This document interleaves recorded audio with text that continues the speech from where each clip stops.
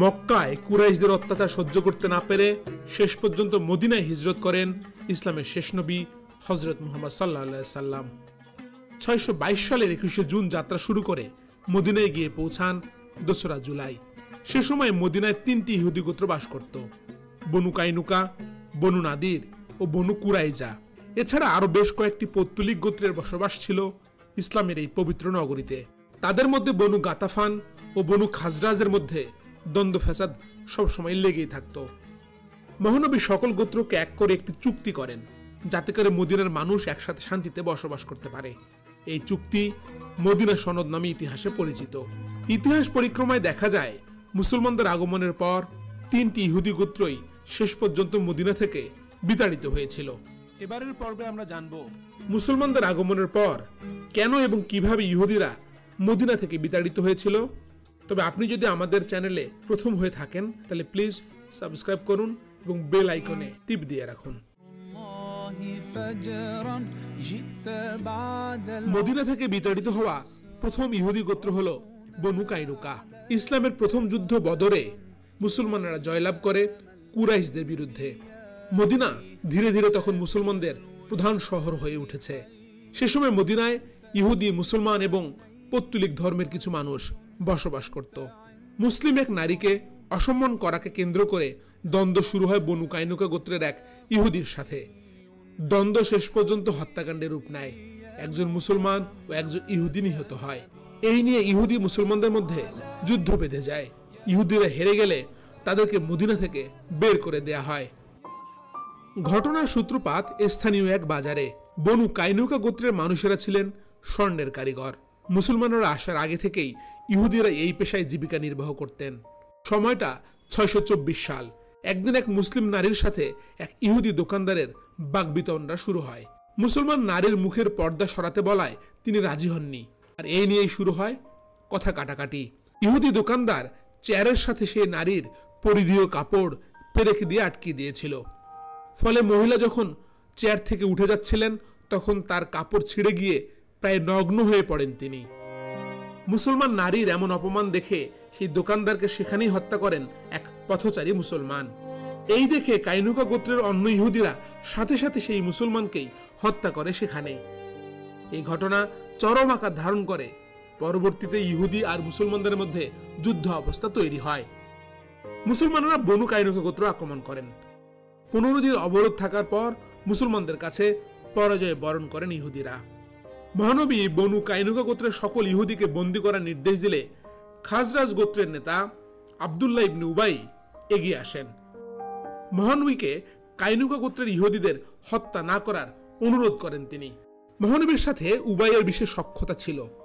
তার অনুরোধের প্রেক্ষিতে মহানবী শেষ পর্যন্ত কোনো ধরনের শাস্তি প্রদান না করেই 3 দিনের মধ্যে মদিনা ছেড়ে যাবার সুযোগ দেন কাইনুকা গোত্রের ইহুদিদের।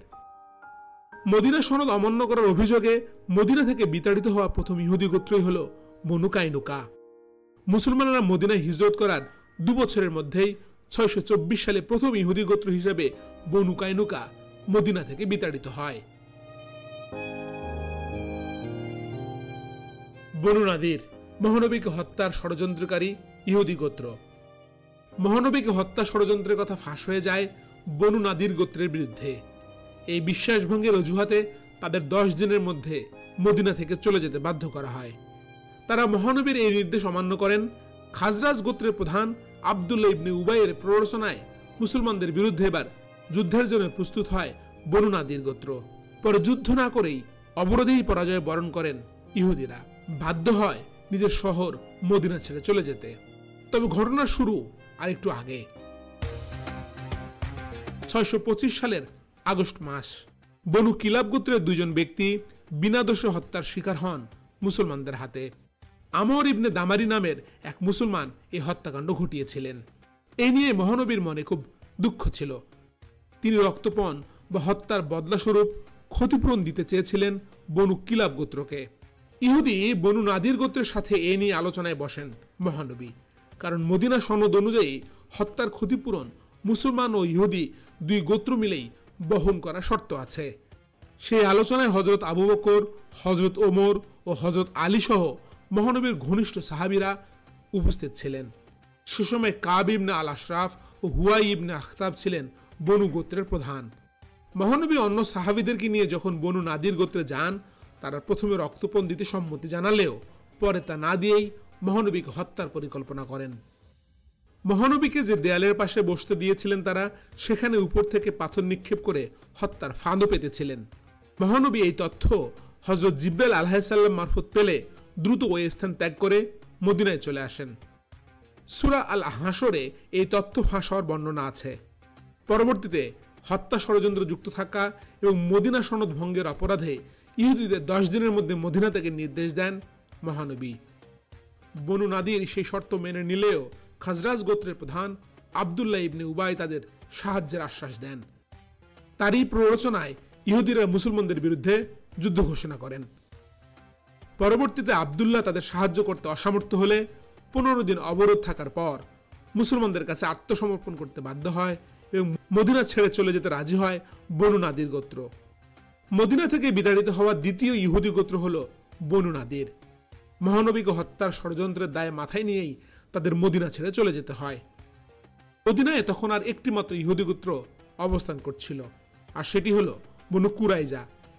শেষ পর্যন্ত এই ইহুদি গোত্র মুসলমানদের বিরুদ্ধে বিশ্বাসঘাতকতা করেছিল।